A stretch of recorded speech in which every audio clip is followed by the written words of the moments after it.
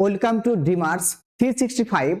এখন থেকে শুরু হবে আমাদের গ্রুপ সি গ্রুপ ডি এর একদম পুরো দমে প্রিপারেশন। আমরা এখন থেকে প্রত্যেক দিন যত ধরনের টপিক হয় প্রত্যেকটা টপিকের উপরে তোমাদের প্রত্যেকটা ভিডিও আপলোড করে দেওয়া হবে। তো তোমরা যারা এখনো এই চ্যানেলটি সাবস্ক্রাইব করোনি তারা অবশ্যই চ্যানেলটি সাবস্ক্রাইব করে রেখো এবং তোমরা লাইক এবং শেয়ার করো। তো আমাদের আজকের যে 30টি গুরুত্বপূর্ণ প্রশ্ন, তার 1 নম্বর প্রশ্ন দেখো, ভারতের মূল ভূখণ্ডের দক্ষিণতম বিন্দু কোনটি?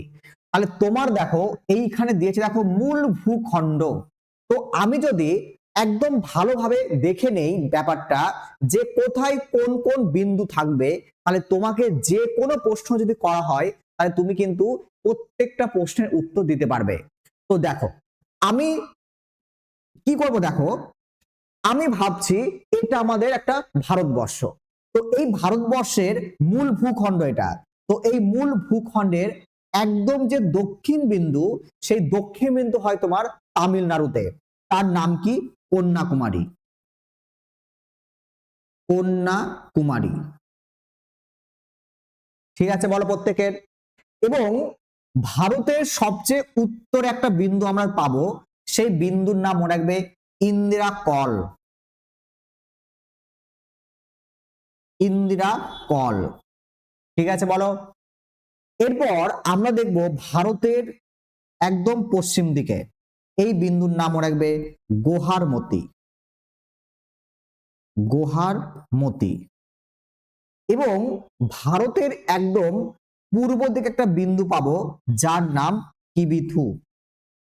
অরুণাচল প্রদেশে আমরা পাবো কিবিথু। আশা করি প্রত্যেকের এই বিষয়টি ক্লিয়ার হলো। এবার দেখো এই 4টি বিন্দু বাদেও আমাদের ভারতবর্ষে একটা দ্বীপ আছে তোমার আন্দামান ও নিকোবর। এই আন্দামান নিকোবরের সবচেয়ে যে নিচের দ্বীপ তার নাম হলো তোমার গ্রেট নিকোবর। সেই গ্রেট নিকোবরে একটা তোমার পয়েন্ট থাকবে, সেই পয়েন্টের নাম ইন্দিরা পয়েন্ট। সেই পয়েন্টের নাম মনে রাখবে ইন্দিরা পয়েন্ট। এবং এই যে ইন্দিরা পয়েন্ট, এই ইন্দিরা পয়েন্টটি হলো ভারতের সবচেয়ে দক্ষিণতম বিন্দু। তাহলে তোমরা বলো যে আমার এখানে অপশন দিয়েছে মূল ভূখণ্ড, আমাদের কিন্তু আন্দামান ও নিকোবর মূল ভূখণ্ডের অংশ নয়। তার মানে দেখো আমাদের এখানে সঠিক উত্তর কি আসবে? কন্যাকুমারী। তার মানে কন্যাকুমারী কিন্তু ভারতের একদম মূল ভূখণ্ডের একদম দক্ষিণতম বিন্দু। তাহলে উত্তর কি হবে তোমার? কন্যাকুমারী। অপশন বি দেখো কন্যাকুমারী। ক্লিয়ার হলো? আর প্রত্যেকটা অপশন আমি পেয়ে গেছি। দেখো গোহারমতি একদম পশ্চিমতম, ইন্দিরা কল একদম উত্তরতম, আর ইন্দিরা পয়েন্ট একদম ভারতের নর্মাল দক্ষিণতম বিন্দু। ক্লিয়ার প্রত্যেকের? চলো আমরা নেক্সট প্রশ্ন দেখি।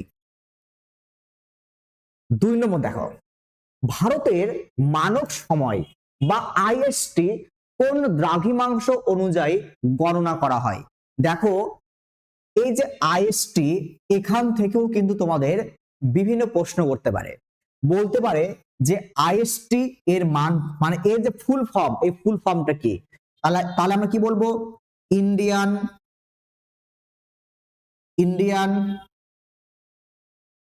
Standard time. তাহলে ইন্ডিয়ান স্ট্যান্ডার্ড টাইম এর কিন্তু কি বলো? Full form. তাহলে এই যে আইএসটি বা ইন্ডিয়ান স্ট্যান্ডার্ড টাইম বা ভারতের যে সময়রেখা, যে সময়রেখা অনুযায়ী ভারতের সময়কে নির্ধারণ করা হয়, তার মান কত? 82.5 ডিগ্রি পূর্ব, 88.5 ডিগ্রি পূর্ব, 80.5 ডিগ্রি পূর্ব, না 82.5 ডিগ্রি তোমার 92.5 ডিগ্রি পূর্ব। তাহলে দেখো তোমার সঠিক উত্তর হবে 82.5 degree Purba. Option A number তোমার সঠিক হবে। এবং দেখো তোমাকে বলতে পারে যে এই যে 82.5 ডিগ্রি পূর্ব, এটি কোন শহরের মধ্য দিয়ে অতিক্রম করে? তাহলে তোমরা প্রত্যেকে মনে রাখবে কিন্তু যে এটি অতিক্রম করে তোমার মির্জাপুর শহর দিয়ে। মির্জাপুর, তোমরা প্রত্যেকেই নাম শুনেছো মির্জাপুর। সেই এলাহাবাদের কাছে মির্জাপুরের পাশ দিয়ে এই আমাদের 82.5 ডিগ্রি দ্রাঘিমাংশ অতিক্রম করে। খুব খুব পরীক্ষায় আসে, তোমরা লক্ষ্য রাখবে। এবং দেখো তোমাদের আরেকটি প্রশ্ন করতে পারে যে এই যে 82.5 ডিগ্রি পূর্ব, এটি কতগুলি রাজ্যের মধ্য দিয়ে অতিক্রম করে? তাহলে তোমরা প্রত্যেকে মনে রাখবে, রাজ্যগুলোর নাম মনে রাখবে। রাজ্যগুলোর নাম মনে রাখবে, উত্তরপ্রদেশ, উত্তরপ্রদেশ, মধ্যপ্রদেশ, উত্তরপ্রদেশ, মধ্যপ্রদেশ, অন্ধ্রপ্রদেশ, অন্ধ্রপ্রদেশ, ছত্তিশগড় ও উড়িষ্যা, ও উড়িষ্যা। তাহলে এতগুলি রাজ্যের মধ্য দিয়ে আমার এই 82.5 ডিগ্রি অতিক্রম করে। ক্লিয়ার প্রত্যেকের? আশা করি এখান থেকে যে কোনো প্রশ্ন তোমাকে করবে না কেন, তুমি প্রত্যেকটা উত্তর এখান থেকে করতে পারবে। চলো আমরা পরের প্রশ্ন দেখি। আমরা নাম্বার 3 দেখো, ভারতের ক্ষেত্রফল পৃথিবীর মোট ক্ষেত্রফলের কত অংশ? তাহলে ভারতের ক্ষেত্রফল পৃথিবীর কত অংশ? 3.2%, 4.2%, 2.4%, না 5.2%? তাহলে কি হতে পারে বলো, উত্তর কি হতে পারে? তাহলে আমাদের এখানে সঠিক উত্তর হবে অপশন নাম্বার সি, 2.4% হলো টোটাল পৃথিবীর ক্ষেত্রফলের ভারতের অংশ। এবং তাহলে দেখো, এই যে অংশটা 2.4%, এই অংশ অনুসারে ভারত পৃথিবীর কততম দেশ? মনে রাখবে সপ্তম। তাহলে মনে রাখবে কত বলো? সপ্তম, সপ্তম দেশ। তাহলে প্রথম কোন দেশ হবে? তাহলে প্রথম মনে রাখবে রাশিয়া, প্রথম দেশ হলো রাশিয়া। অর্থাৎ সবচেয়ে বৃহত্তম দেশ কিন্তু রাশিয়া। ক্লিয়ার সবার? চলো পরের প্রশ্ন দেখি আমরা, নাম্বার 4। কর্কট ক্রান্তি রেখা ভারতের কয়টি রাজ্যের উপর দিয়ে গেছে? খুব গুরুত্বপূর্ণ প্রশ্ন। প্রথমে দেখো, এই যে কর্কট ক্রান্তি রেখা, এই রেখার কত অক্ষাংশ, অর্থাৎ কত অক্ষাংশকে এই কর্কট ক্রান্তি রেখা বলা হয়? 23.5 ডিগ্রি নর্থ, 23.5 ডিগ্রি নর্থকে বলা হয় তোমার কর্কট ক্রান্তি রেখা। তো এই রেখাটি মনে রাখবে টোটাল ভারতবর্ষের 8টি রাজ্যের উপর দিয়ে অতিক্রম করে, টোটাল 8টি রাজ্যের উপর দিয়ে অতিক্রম করে। তাহলে এখানে অপশনগুলো দেখে আমরা 7টি নয়, আমরা 8টি পেয়েছি। তাহলে 8টি হচ্ছে এখানে উত্তর। তাহলে এবার বলো রাজ্যগুলির নাম কি কি? তো রাজ্যগুলির নাম দেখো, রাজ্যগুলির নাম দেখো, গুজরাট, গুজরাট, ওয়েস্ট বেঙ্গল, ত্রিপুরা, আমি শর্টে লিখছি, আমি গুজরাট, ওয়েস্ট বেঙ্গল, ত্রিপুরা, মিজোরাম, মিজোরাম, রাজস্থান, হলো ঝাড়খণ্ড, ঝাড়খণ্ড, মধ্যপ্রদেশ, ছত্তিশগড়, ছত্তিশগড়। কটা হলো দেখি এখানে আমরা? 1 2 3 4 5 6 7 8, 1 2 3 4 5 6 7 8, 8টি রাজ্য কমপ্লিট আমার। তাহলে এই 8টি রাজ্যের মধ্য দিয়ে আমাদের কর্কট ক্রান্তি রেখা বা 23.5 ডিগ্রি অক্ষাংশ অতিক্রম করে। চলো নেক্সট প্রশ্ন দেখি আমরা, নাম্বার 5। আন্দামান ও নিকোবর দ্বীপপুঞ্জকে পৃথক করেছে কোনটি? তোমাকে বলতে হবে। 9 ডিগ্রি, 8 ডিগ্রি, 10 ডিগ্রি, না ডানকান প্রণালী? তাহলে আমার আন্দামান ও নিকোবর এই দুটিকে বিভক্ত করে কিন্তু তোমার 10 degree channel, 10 degree channel. Option C তোমার সঠিক হবে। এবং তাহলে আমরা দেখি একে একে দেখি যে 8 ডিগ্রি কোথায়, 9 ডিগ্রি কোথায়। দেখো 8 ডিগ্রি তোমার প্রত্যেকে মনে রাখবে, 8 ডিগ্রি হলো তোমার কি বলতো, মালদ্বীপ এবং মালদ্বীপ,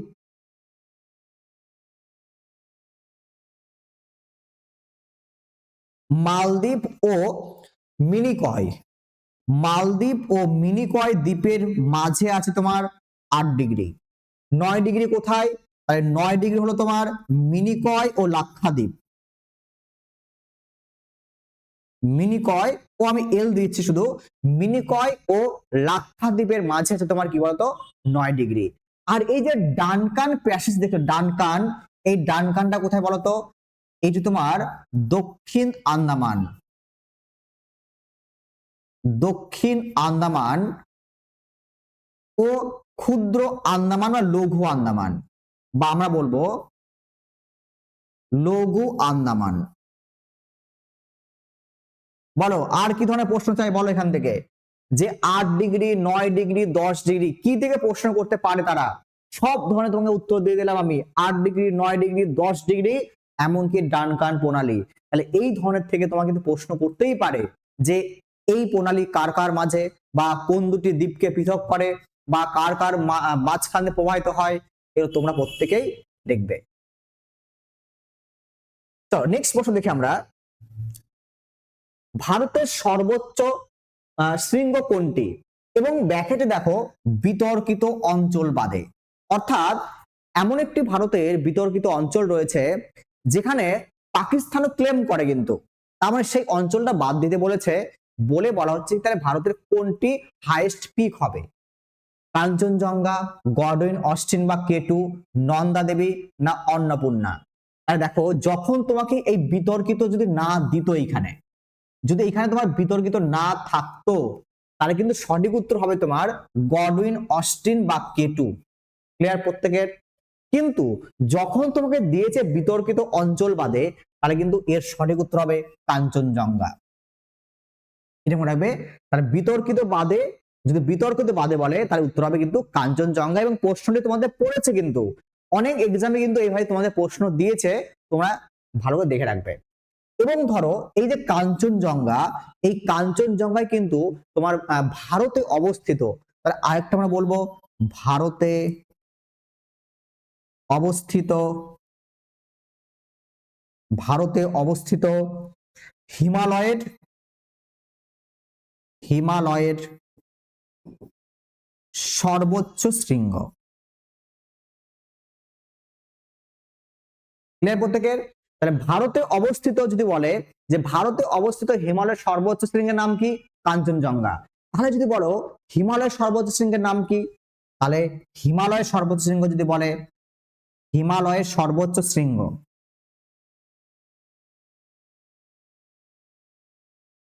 সর্বোচ্চ শৃঙ্গের নাম কি বলো? তাহলে মনে হবে মাউন্ট এভারেস্ট। শুধু হিমালয় বললে মাউন্ট এভারেস্ট, কিন্তু যদি বলে ভারতে অবস্থিত হিমালয় কি, তাহলে আমরা বলবো কাঞ্চনজঙ্ঘা। বলো কাঞ্চনজঙ্ঘা। আর হিমালয় বলা হলে Mount Everest, Mount Everest. Clear প্রত্যেকের? আচ্ছা এবার দেখো যদি বলে ভারতের, শুধুমাত্র ভারতের সর্বোচ্চ শৃঙ্গের নাম কি, তাহলে কেটু। এই যে গডউইন অস্টিন বা কেটু, এটা কি বলতো, এটা তোমার ভারতের সর্বোচ্চ পর্বত শৃঙ্গ। এটি ভারতের সর্বোচ্চ পর্বত শৃঙ্গ। ক্লিয়ার প্রত্যেকের? আশা করি ক্লিয়ার প্রত্যেক এখানে। ওকে চলো। আচ্ছা যদি বলে নন্দা দেবী কোন রাজ্যে অবস্থিত, তাহলে কি করে বলো? তাহলে এই যে নন্দা দেবী দেখো, এটি অবস্থিত তোমার উত্তরাখণ্ড, উত্তরাখণ্ড। নন্দা দেবী অবস্থিত উত্তরাখণ্ড। আশা করি প্রত্যেক ক্লিয়ার। যদি তোমাকে বলে অন্নপূর্ণা কোথায়, তাহলে কি করবো আমরা? তাহলে অন্নপূর্ণা দেখো মনে রাখবে নেপাল। অন্নপূর্ণা কিন্তু নেপালে আছে, দেখো নেপাল।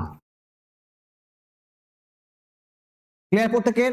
তাহলে এতগুলো প্রশ্ন তুমি একদম ক্লিয়ার করে নাও, তোমাকে কে আটকাবে এখান থেকে যে কোন ধরনের প্রশ্নরা করতে পারে, আর তুমি প্রত্যেকটা উত্তর করতে পারবে।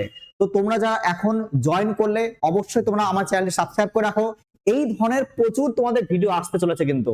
ওকে চলো আমরা পরের প্রশ্ন দেখি আমরা। নাম্বার 7 দেখি, শিবালিক হিমালয়ের পাদদেশীয় অঞ্চলের পলি গঠিত সমভূমিকে কি বলা হয়? অর্থাৎ আমরা জানি কি হিমালয়ের 3টি অংশ, কি কি? গ্রেটার হিমালয়, মধ্য হিমালয় আর তোমার শিবালিক হিমালয়। তো ধরো একটা শিবালিক হিমালয়, এটা একটা শিবালিক হিমালয়। এই শিবালিক হিমালয়ের পাদদেশে, এই যে পাদদেশ, এই পাদদেশে একটা ভূমি তৈরি হয়, এবং সেই ভূমিটা কি হয় বলতো? পাথর দিয়ে তৈরি হয়, পাথর দিয়ে তৈরি হয় কিন্তু এইভাবে। অর্থাৎ হিমালয় থেকে যে সমস্ত নদী প্রবাহিত হয়, সেই প্রবাহিত হয়ে নদীগুলি এই শিবালিকের পাদদেশে বড় বড় বোল্ডার দিয়ে, পাথর দিয়ে একটা ভূমি তৈরি করে। সেই ভূমিটার নাম তোমরা মনে রাখবে ভাবর, এর নাম মনে রাখবে ভাবর। ক্লিয়ার প্রত্যেকের? তার মানে দেখো, শিবালিক হিমালয়ের পাদদেশীয় অঞ্চলে যে সমভূমি পলিগঠিত সমভূমি তৈরি হয় তাকে কি বলা হয়? ভাবর অঞ্চল। ভাবর অঞ্চল, অপশন সি তোমার হবে কিন্তু এখানে সঠিক উত্তর। ঠিক আছে প্রত্যেকের? আচ্ছা, এরপরে আমরা দেখব যে তাহলে খাদার কি, তরাই কি, আর ভাঙর কি। দেখো দেখো এখানে এদিকে তাকাও প্রত্যেকে, ভালো করে দেখো যে ভাঙর কি দেখো, আর খাদার কি দেখো। খাদার হলো দেখো যে নদীর তীরবর্তী অঞ্চলে যে তোমার নতুন পলি গঠিত মাটি হয়, অর্থাৎ নদীর তীরবর্তী অঞ্চলে যে নতুন পলি মাটি হয়, তাহলে খাদার বলবো আমরা নতুন পলি মাটি, নতুন পলি মাটি। খাদার হলো তোমার নতুন পলি মাটি হলো। তাহলে ভাঙর কি? তাহলে ভাঙর আমরা বলবো দেখো, ভাঙর হলো তোমার পুরনো পলি মাটি, পুরনো পলি মাটি। ক্লিয়ার? এবং এবং দেখো এই যে তরাইটা কি, তরাই হলো তোমার মনে রাখবে যে স্যাঁতসেঁতে অঞ্চল বা জলাভূমি অঞ্চল। তরাই হলো তোমার জলাভূমি অঞ্চল। ক্লিয়ার প্রত্যেকের? তাহলে খাদার নতুন পলিমাটি দিয়ে তৈরি, ভাঙর পুরনো পলিমাটি দিয়ে তৈরি, তরাই জলাভূমি, আর ভাবর দেখতে পাই আমরা কোথায় বলো? হিমালয়ের পাদদেশে দেখতে পাই, যে ছোট ছোট বোল্ডার দিয়ে যে তোমার সমভূমি তৈরি হয়, যে তোমরা দেখবে অনেক সময় দেখবে যে অনেক পাথর দিয়ে দেখবে অনেক সমভূমি তৈরি হয় তোমার একদম পাদদেশ দিয়ে। এই সমস্ত অঞ্চলকে বলা হয় ভাবর বলা হয়। পরের প্রশ্ন দেখি আমরা, নাম্বার 8। ভারতের প্রাচীনতম পর্বতমালা কোনটি? খুব পরীক্ষায় আসে, তোমরা প্রত্যেকেই জানো। ভারতের প্রাচীনতম পর্বতের কি নাম? অপশন এ নাম্বার দেখি, হিমালয়, আরাবল্লী, নীলগিরি, না বিন্ধ্য পর্বত। তাহলে এখানে সঠিক উত্তর কি হয় বলো? সঠিক উত্তর হবে অপশন বি, আরাবল্লী। আরাবল্লী হলো ভারতের সবচেয়ে পুরনো পর্বতমালা। এবং এই আরাবল্লীর তাহলে সর্বোচ্চ শৃঙ্গের নাম কি? আগে বলো যে এর সর্বোচ্চ শৃঙ্গের নাম কি? গুরু শিখর, গুরু শিখর। গুরু শিখর হলো আরাবল্লী পর্বতের সর্বোচ্চ পর্বত শৃঙ্গ। আচ্ছা, যদি তোমাকে প্রশ্ন করা হয় যে তাহলে ভারতের বা পৃথিবীর সবচেয়ে ইয়ংগেস্ট বা নতুন মাউন্টেন কোনটি, অর্থাৎ এদের পরে কিন্তু আরেকটা মাউন্টেন তৈরি হয় ভারতে, যাকে বলে ইয়ংগেস্ট মাউন্টেন বা নতুন মাউন্টেন, তার নাম কি? হিমালয়। নতুন মাউন্টেন বা নতুন পর্বতমালা কে বলতো? হিমালয়। নবীন বলা হয় কে? নবীন পর্বতমালা। হিমালয়কে বলা হয় নবীন পর্বতমালা। এবং এবং এবং তোমরা প্রত্যেকে মনে রাখবে, যখন কোনো নতুন পর্বতমালা হয়, সেই পর্বতমালা কিন্তু, এবং আরেকটা কথা বলে দাঁড়াও, একটু দাঁড়াও, যে আমাদের যে হিমালয় পর্বতমালা, এটি কিন্তু এখনো উপর দিকে উঠছে, কিন্তু আমরা জানি এখন উপর দিকে উঠেই চলেছে।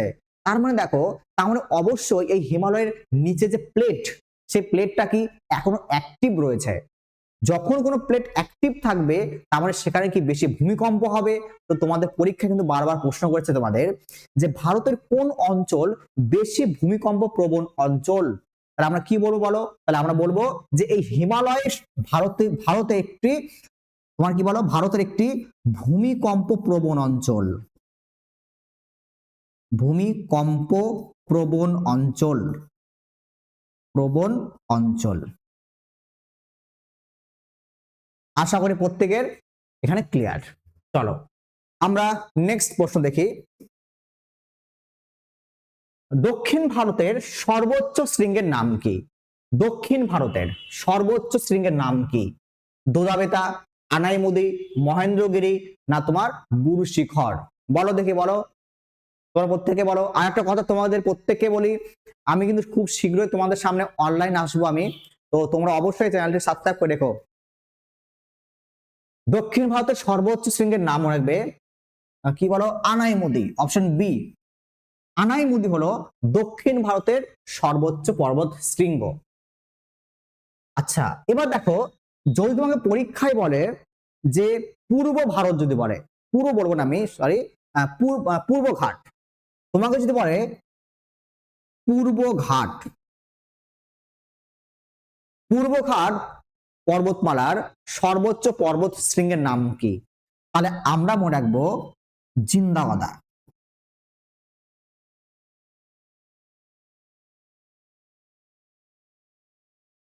কি বলতো? জিন্দাবাদা, ঠিক আছে। এবং যদি তোমার এই জিন্দাবাদা না থাকে তাহলে কি উত্তর করব? তাহলে আমরা উত্তর করব মহেন্দ্রগিরি, মহেন্দ্রগিরি। ক্লিয়ার? তাহলে জিন্দাবাদা থাকলে জিন্দাবাদা করব, আর না থাকলে আমরা কি করব? মহেন্দ্রগিরি করব। চলো আমরা পরের প্রশ্ন দেখি, নাম্বার 10। ভারতের বৃহত্তম লবণাক্ত হ্রদ কোনটি? Option A Wular, option B Chilka, option C Chambal, Chambal বলছি আমি, সম্বর, না তোমার লোকটাক। তাহলে কি হবে উত্তর? আমার চিল্কা, অপশন বি হবে সঠিক উত্তর। ভারতের সবচেয়ে বৃহত্তম লবণাক্ত জলের হ্রদ কিন্তু হয় চিল্কা, চিল্কা, যেটি কোথায় বলতো? যেটি অবস্থিত তোমার উড়িষ্যাতে, যেটি অবস্থিত তোমার কোথায়? উড়িষ্যাতে। ক্লিয়ার? আচ্ছা, লোকটাক কোথায় বলো তো? লোকটাক, লোকটাক তোমার মণিপুরে। লোকটাক তোমার কোথায় বলো তো? মণিপুরে অবস্থিত। ওকে। আহ সম্বর কোথায় বলো? সম্বর তোমার রাজস্থান। রাজস্থানে কি আছে বলো? সম্বর হ্রদ, যেটি যেটি আমাদের ভারতের যে মরুভূমি, সেই মরুভূমির মধ্যে অবস্থিত এই সম্বর হ্রদ, এবং একে বলা হয় অন্তর্দেশীয় লবণাক্ত হ্রদ বলা হয়। উলার কোথায়? উলার তোমার জম্মু অ্যান্ড কাশ্মীর। উলার কোথায় বলো? জম্মু অ্যান্ড কাশ্মীরে অবস্থিত। চলো পরের প্রশ্ন দেখি আমরা। নেক্সট নেক্সট দেখি আমরা, গঙ্গা নদী বাংলাদেশে কি নামে পরিচিত? মেঘনা, যমুনা, পদ্মা, না সুরমা? তাহলে এখানে তোমার সঠিক উত্তর হবে তোমার কি পদ্মা, অপশন সি পদ্মা, পদ্মা। এবং যদি বলতো যে কোন নদী বাংলাদেশের যমুনা নামে পরিচিত, তাহলে আমরা বলবো সেটা ব্রহ্মপুত্র।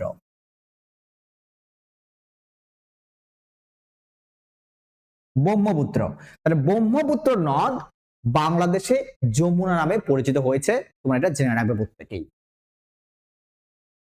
এরপর দেখো নাম্বার পরেরটা, দক্ষিণ ভারতের গঙ্গা কাকে বলা হয়?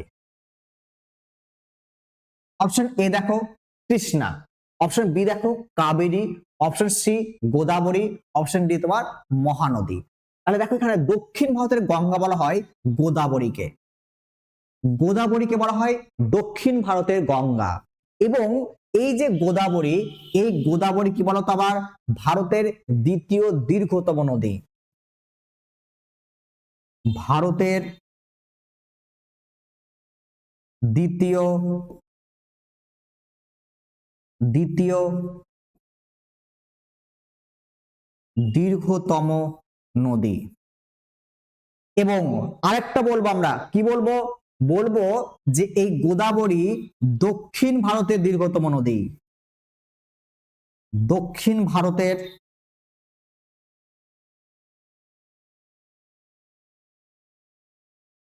দীর্ঘতম নদী। আশা করি প্রত্যেকের ক্লিয়ার একদম। ওকে। আচ্ছা, এবার দেখো, যদি তোমাকে আরেকটা কথা বলি, গোদাবরীকে আরেকটা বলা হয় দক্ষিণী নদী।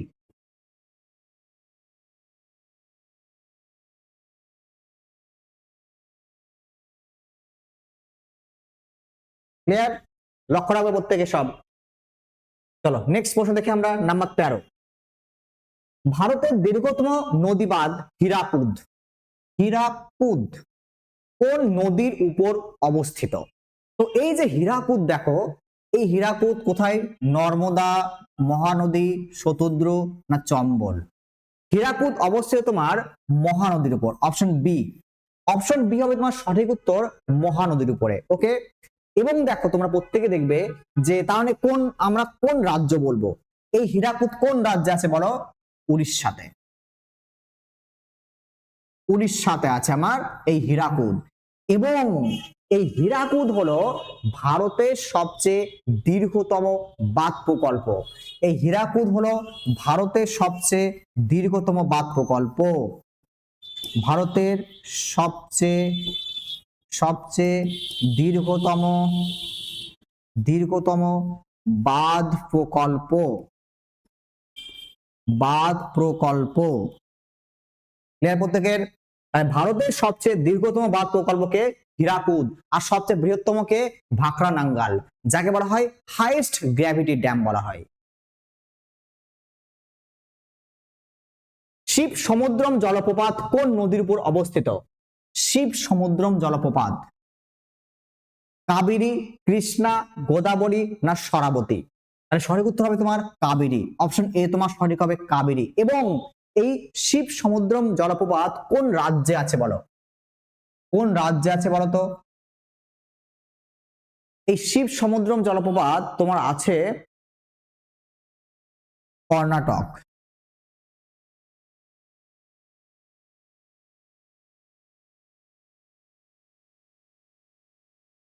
কর্ণাটক রাজ্যে আছে এই তোমার শিব সমুদ্রম জলপ্রপাত।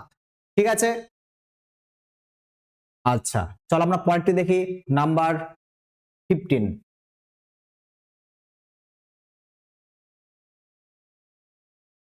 ভারতের সবচেয়ে বেশি এলাকা জুড়ে কোন মৃত্তিকা দেখতে পাওয়া যায়? পলি মৃত্তিকা, কৃষ্ণ মৃত্তিকা, লোহিত মৃত্তিকা না তোমার ল্যাটেরাইট মৃত্তিকা? তাহলে ভারতের সবচেয়ে বেশি এলাকা জুড়ে যে মৃত্তিকা আমরা দেখতে পাই তার নাম হলো তোমার এদিকে কি পলি মৃত্তিকা। Option A. অপশন এ হলো তোমার সঠিক উত্তর, পলি মৃত্তিকা। এবং দেখো এই যে পলি মৃত্তিকা কত পার্সেন্ট বলতো? প্রায় বলা হয় 43%। প্রায় দেখো 43% কিন্তু। ওকে,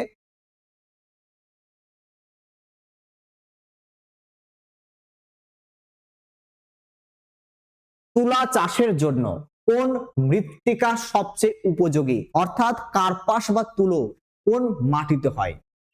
পলি মৃত্তিকা, কৃষ্ণ মৃত্তিকা, লোহিত মাটি না তোমার পাহাড়ি মাটি? অবশ্যই অপশন বি হবে তোমার সঠিক উত্তর, কৃষ্ণ মৃত্তিকা।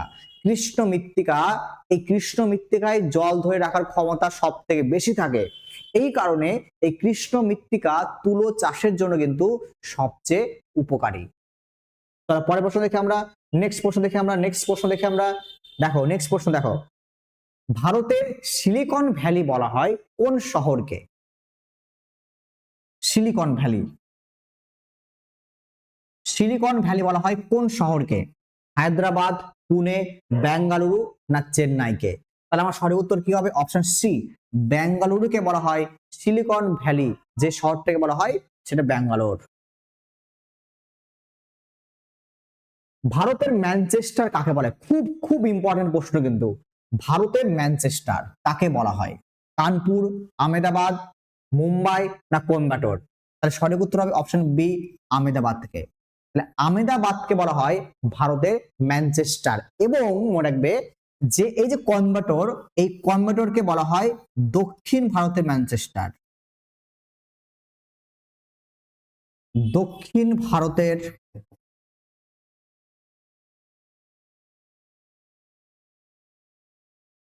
ম্যানচেস্টার।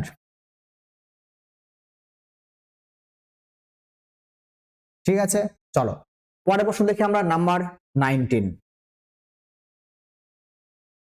নামদাফা, এই নামদাফা জাতীয় উদ্যান কোন রাজ্যে অবস্থিত? অপশন এ দেখো আসাম, অপশন বি দেখো অরুণাচল প্রদেশ, অপশন সি দেখো মণিপুর না অপশন ডি তোমার মেঘালয়? কোনটি হবে সঠিক উত্তর বলো? তাই নামদাফা জাতীয় উদ্যান অবস্থিত তোমার option B, Arunachal Pradesh. Option B হবে তোমার সঠিক উত্তর, অরুণাচল প্রদেশ।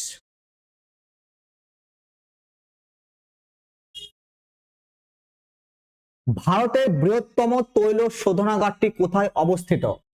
ডিগবয়, হলদিয়া, জামনগর না মথুরা? তাহলে ভারতের সবচেয়ে বৃহত্তম তৈল শোধনাগার কোনটি বলো? মনে হবে জামনগর। অপশন সি হবে তোমার সঠিক উত্তর জামনগর। এবং এই যে ডিগবয়, এই ডিগবয় কি বলতো, ভারতের সবচেয়ে পুরনো, ভারতের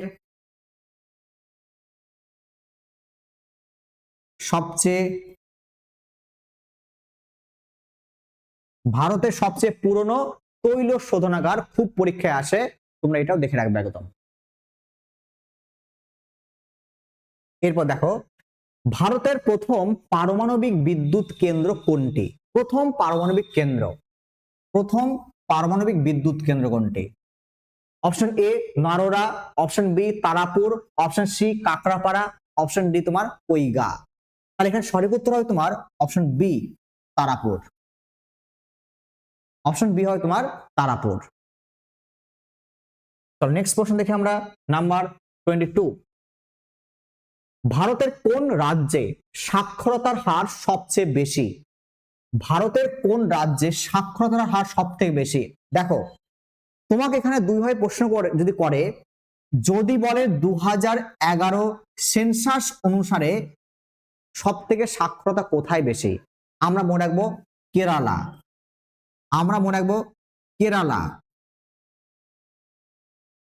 ওকে। কিন্তু তোমাকে যদি রিসেন্ট কোন ডেটা দেখে বলে যে বর্তমানে ভারতে সব থেকে সাক্ষরতা হার কোন রাজ্যে বেশি, তাহলে কিন্তু আমরা সঠিক উত্তর করব মিজোরাম। অপশন এ নাম্বার সঠিক করবো আমরা মিজোরাম। অর্থাৎ তোমার কিন্তু এখন বর্তমানে প্রায় তোমার 98% মনে হয়, প্রায় এখানে কাছাকাছি মনে হয়, তো এখন কিন্তু মিজোরামে সব থেকে লিটারেসি রেটটা বেশি আছে। এরপর দেখো, ভারতের প্রবেশদ্বার কাকে বলা হয়? কলকাতা, দিল্লি, মুম্বাই, বিশাখাপত্তনম, কাকে বলবো আমরা?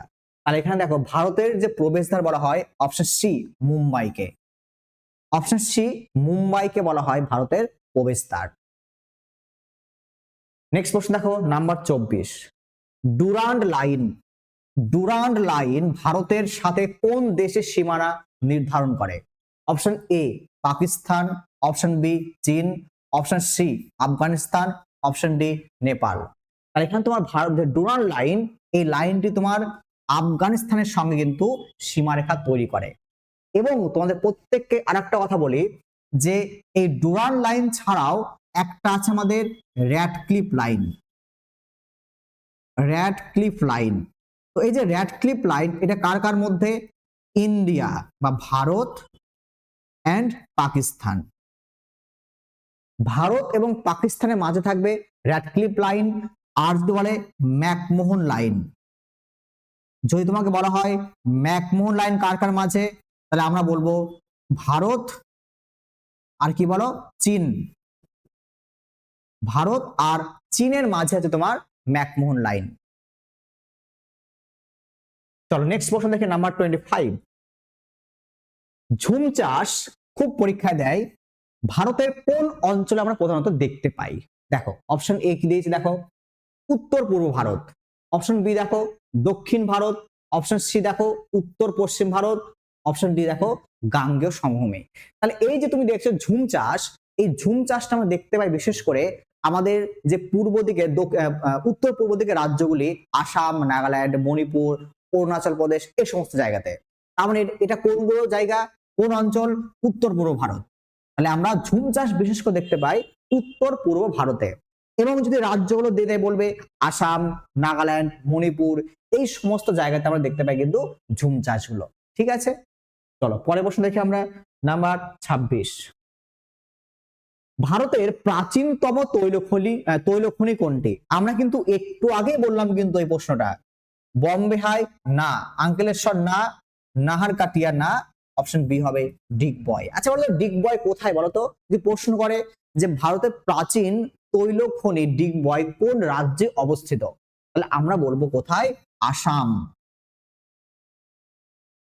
আসামে অবস্থিত কিন্তু ভারতের এই ডিগবয় তৈলখনি।